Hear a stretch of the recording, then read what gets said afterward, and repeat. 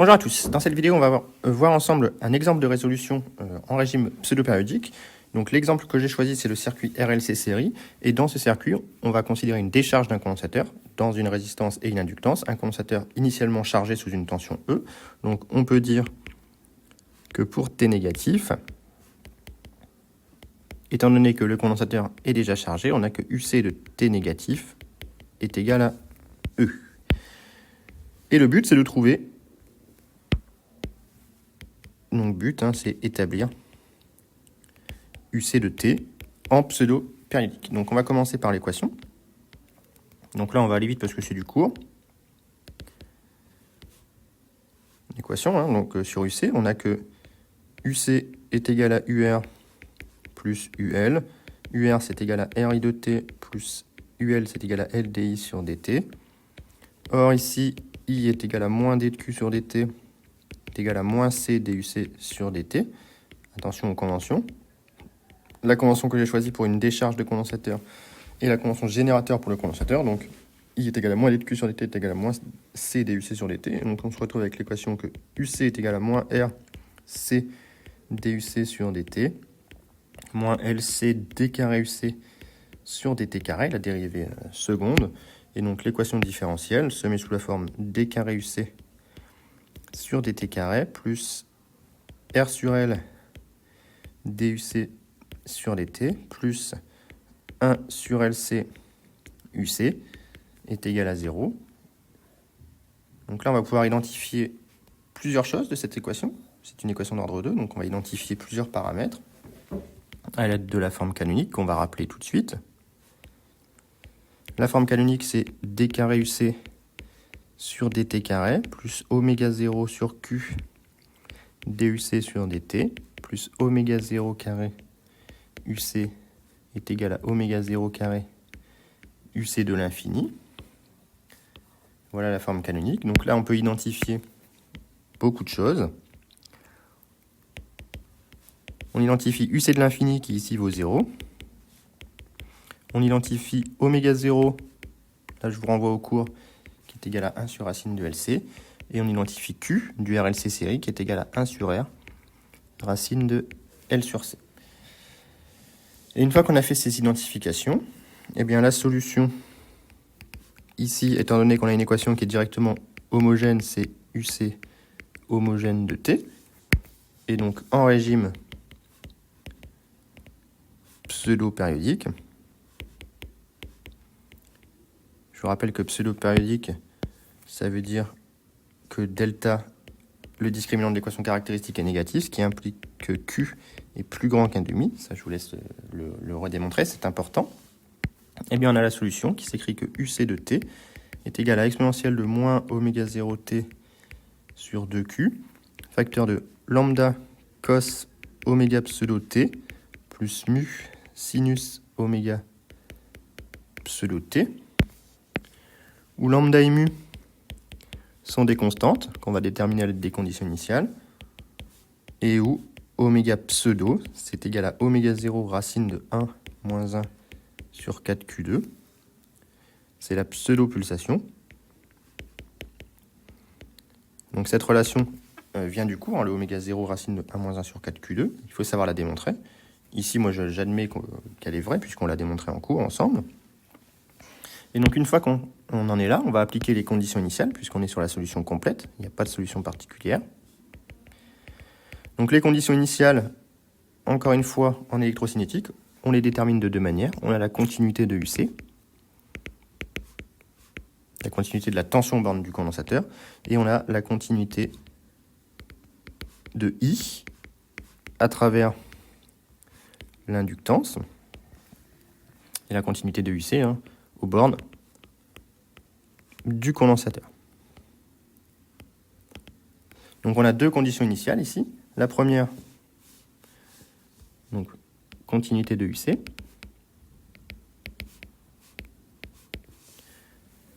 On a tout simplement UC de 0+, qui est égal à UC pour T négatif, qui est donc égal ici à la condition initiale. Il a été chargé sous une tension E, donc UC pour T négatif est égal à E.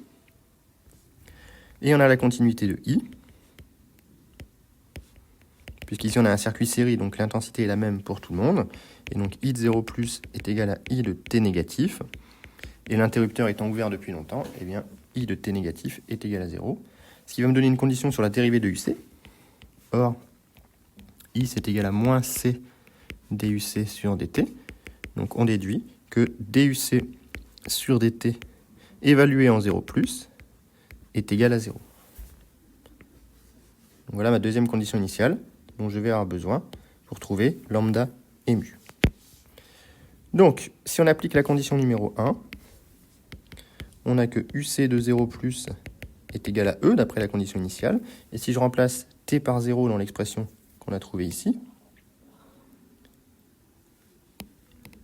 vous voyez que le T qui vaut 0 dans l'exponentielle, ça va nous donner exponentielle 0, ce qui va faire 1.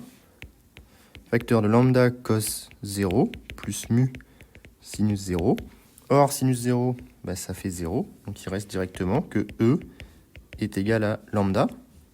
Donc, j'ai trouvé ma première condition initiale, lambda. Ma première constante, lambda, pardon, à l'aide de la condition initiale sur U. Et pour appliquer la deuxième condition initiale, il faut que je dérive UC. On a DUC sur DT. Donc là, je vais le dériver comment? Je vais le dériver comme un produit. C'est U fois V. Donc soit ça fait U'V plus UV'. U', c'est moins oméga 0 sur 2Q exponentielle de moins oméga 0 T sur 2Q. U'V. Lambda cos oméga pseudo T plus mu sin oméga pseudo T plus UV', plus exponentielle de moins oméga 0 T sur 2Q, fois V', moins lambda oméga P, on n'oublie pas, c'est une fonction composée, plus mu oméga P cos oméga PT. Et ensuite, en T égale 0, on n'a que DUC sur DT de 0, c'est égal à moins oméga 0 sur 2Q exponentielle 0, facteur de lambda cos 0 plus mu sin 0, plus exponentielle 0, facteur de moins lambda oméga P sinus 0, plus mu oméga P cos 0. Et donc là, on va pouvoir simplifier un petit peu tout ça. Sin 0, ça fait 0. Sin 0, ça fait 0. Exponentielle 0, ça fait 1. Exponentielle 0, ça fait 1. Donc il reste moins oméga 0 sur 2Q lambda plus mu oméga P. Et ça doit être égal à 0. Et donc on en déduit la deuxième constante qui est que mu est égal à...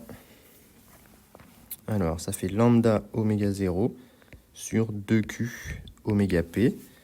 Et si on remplace par les valeurs, oméga pseudo, on a vu que c'était oméga 0 racine de 1 moins 1 sur 4Q2. On est au bout. Si on envoie le 2Q dans la racine, l'oméga 0 se simplifie. Lambda, on a vu que c'était égal à E sur racine de 4Q2 moins 1. Donc voilà la deuxième constante d'intégration, mu. Et donc cette fois-ci, on est au bout. Bilan, on a que UC de T est égal à E, exponentielle de moins oméga 0 T sur 2Q, facteur de lambda cos oméga PT. Donc j'ai factorisé par E, donc il reste directement cos oméga pseudo T, plus mu, il reste 1 sur racine de 4Q2 moins 1, sinus de oméga pseudo fois le temps. Donc voilà la solution complète associée à ce problème en régime pseudo-périodique. Alors on peut en bonus faire le graphe. Donc si on fait le graphe de UC de T, on a donc que UC de 0 est égal à E. On a que DUC sur DT en 0 est égal à 0. Donc on part avec une tangente horizontale. Et ensuite, il faut, selon la valeur de Q, on a plus ou moins d'oscillation. Donc moi je vais prendre comme exemple Q est égal à 5, ce qui va me donner environ 5 oscillations avant d'arriver en régime permanent.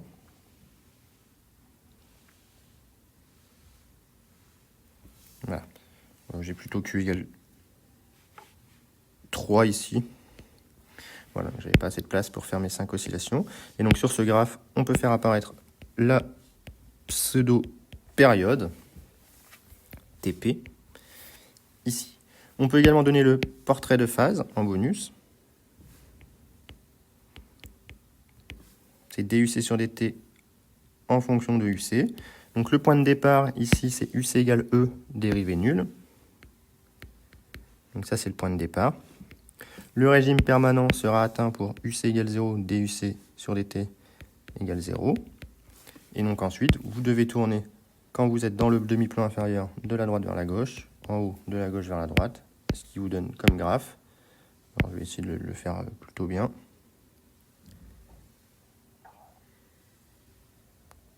Quelque chose comme ça, avec mes 3 oscillations. Oups, voilà. Là, la fin n'est pas très bien faite, je suis désolé, mais voilà à peu près l'idée du portrait de phase en régime pseudo-périodique, avec évidemment moins E, qui est ici. On n'atteint pas moins E, puisqu'on part avec une pente nulle. Donc voilà pour la résolution en régime pseudo-périodique. J'espère que c'était clair et que ça vous a aidé.